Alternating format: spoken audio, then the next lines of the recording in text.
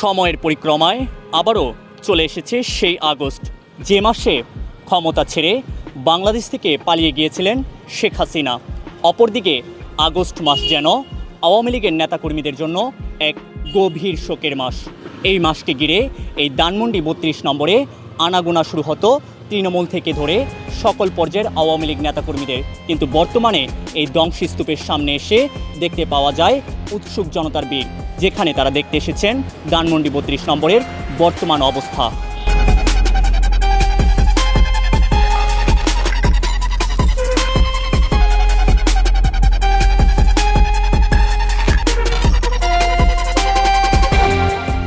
চারপাশে ধ্বংসাবশেষ দেখে মনে হচ্ছে আমরা দাঁড়িয়ে আছি নিঃশেষ হয়ে যাওয়া প্রাচীন কোনো সভ্যতার মাঝে। তবে আমরা দাঁড়িয়ে আছি ধানমন্ডি ৩২ নম্বরের সেই বাড়িতে, যে বাড়িটি ছিল পতিত আওয়ামী লীগ সরকারের নেতাকর্মীদের কাছে এক ধর্মীয় উপাসনালয়ের মতো। আওয়ামী সরকারের প্রতিটি গুরুত্বপূর্ণ আয়োজনই ছিল ধানমন্ডি ৩২-এ শেখ মুজিবুর রহমানের প্রতিকৃতিতে পুষ্পস্তবক অর্পণের হিড়িক। অথচ সেই ভাস্কর্যের জায়গাতেই এখন প্রতিবাদের ভাষায় লেখা রয়েছে, আজ কোথায় সেই শেখ মুজিব। হ্যাঁ, কোথাও নেই শেখ মুজিব ও তার ভাস্কর্য। এমনকি শেখ মুজিবের যেই বাড়িকে ঘিরে নেতাকর্মীদের এত ইতিহাস, সেই বাড়ি আজ শুধুই ধ্বংসাবশেষ।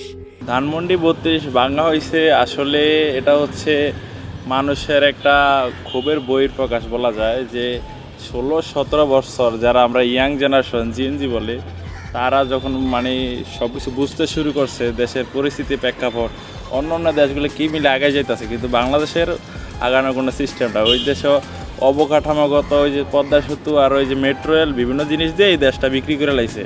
বাজেটও দ্বিগুণ অন্য অন্য দেশের তুলনায় ৬ গুণ ৭ গুণ দিয়ে বিভিন্ন প্রজেক্ট দিতেছে, কিন্তু সরকার এগুলার নাম বিক্রি করে খাচ্ছে। মানুষের ব্যক্তি স্বাধীনতা ছিল না, দুর্নীতি লাগামহীন কোঠা ব্যবস্থার মাধ্যমে আওয়ামী লীগের লোকেরা চাকরি দেওয়া, বিভিন্ন খবর বহিঃপ্রকাশে ২৪-এর কোঠা বিরোধী আন্দোলন শুরু হয়।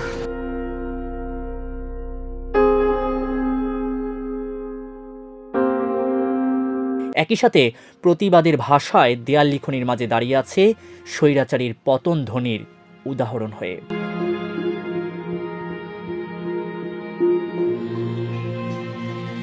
প্রতিবছর আগস্ট মাসে আওয়ামী লীগের শোক দিবসকে কেন্দ্র করে বিগত ১৫ বছর এখানে আগমন ঘটত অসংখ্য নেতাকর্মীদের, কিন্তু অতীতের সেই ইতিহাস এখন আর বিদ্যমান নেই।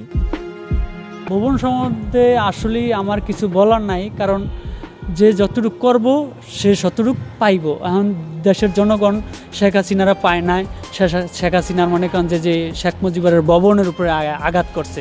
তাই মনে করি যে কথাই আছে যে তোরে না পাম তোর গুয়ের লাগর পাম না, কারণ শেখ হাসিনারা পায় নাই বিদায় কি ওনার ভবনটার উপরে আঘাত করছে।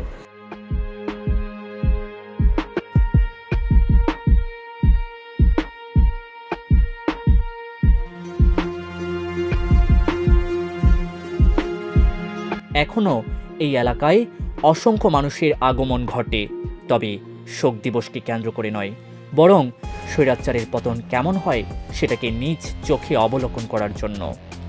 প্রকৃত অর্থে বাড়ি বলতে এখন আর কিছুই নেই, আছে শুধুই ভাঙা ইটের স্তূপ, জমে থাকা নর্দমার পানি আর অযত্নে বেড়ে উঠতে থাকা কিছু গাছপালা।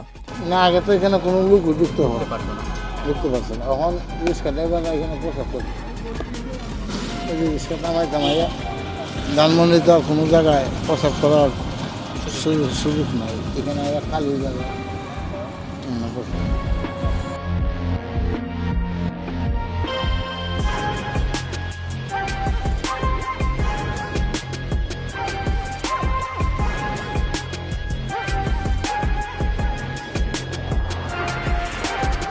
বাড়ির ভেতরের অংশে প্রবেশ করার পর আমরা দেখতে পাই নিষিদ্ধ ছাত্রলীগের ঢাকা দক্ষিণ শাখার সাধারণ সম্পাদক সজল কুণ্ডুর একটি ব্যানার পড়াচ্ছে বিক্ষুব্ধ জনতা। তাদের দাবি, রাতের আধারে আওয়ামী লীগের নেতাকর্মীরা গোপনে এখানে এসে এই ব্যানারটি টাঙিয়ে গিয়েছে। এদিকে ১৫ই আগস্টকে কেন্দ্র করে সামাজিক যোগাযোগ মাধ্যমে আওয়ামী লীগের কোনো নেতাকর্মী শোক দিবস পালন করার প্রস্তুতি নিচ্ছেন বলেই গুঞ্জন শোনা যাচ্ছে। আওয়ামী লীগের শোক দিবস পালন এবং ধানমন্ডি ৩২-এ নেতাকর্মীদের আগমন সম্পর্কে আইন শৃঙ্খলা বাহিনীর বিশেষ কোনো নজরদারি আছে কিনা এই বিষয়ে জানতে আমরা মুখোমুখি হই ধানমন্ডি থানার তদন্ত ইন্সপেক্টরের কাছে। তদন্ত ইন্সপেক্টর আব্দুল আলিম ধানমন্ডি ৩২-এর ব্যাপারে কোনো বক্তব্যই দিতে রাজি হননি। এই যে আপনি কিন্তু কাজটা ঠিক করতেছেন। আমি আপনার সাথে এই ব্যাপারে কোনো কথা বলতে চাচ্ছি না। উত্থান যত ওপরে পতন ঠিক ততটাই নিচে। বিগত 15 বছর ছিল আওয়ামী লীগ নেতাকর্মীদের দাপট আর উত্থানের সময়। আমরা এই মুহূর্তে যে জায়গাটিতে দাঁড়িয়ে আছি ঠিক তার পেছনে ছিল ধানমন্ডি 32কে কেন্দ্র করে বঙ্গবন্ধুর ভাস্কর্য। আওয়ামী লীগের প্রতিটি উৎসব আয়োজনে ছিল এই ভাস্কর্যকে ফুল দিয়ে শ্রদ্ধা জানানোর ব্যাপার। কিন্তু বর্তমানে স্বৈরাচার পতনের 1 বছর পর এখানে নেই সেই অতীতের জৌলুস।